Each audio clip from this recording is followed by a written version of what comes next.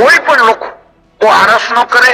વિસાવદરનું અત્યારે પિકઅપ પૂરું થઈ ગયું. એટલે મહેરબાની કરીને તાલુકા જિલ્લામાં તમે તમારું પરફોર્મ બતાવો.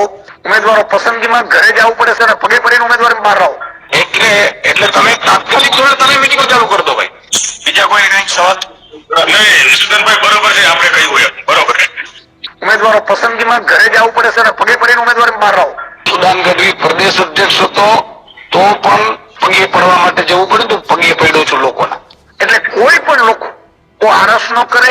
વિસાવદરનું અત્યારે પિકઅપ પૂરું થઈ ગયું. એટલે મહેરબાની કરીને તાલુકા જિલ્લામાં તમે તમારું પરફોર્મ બતાવો. ઉમેદવારો પસંદગીમાં ઘરે જવું પડે છે અને પગે પડીને ઉમેદવાર બહાર આવો. એટલે તમે તાત્કાલિક ધોરણે તમે મીટિંગો ચાલુ કરી દો ભાઈ.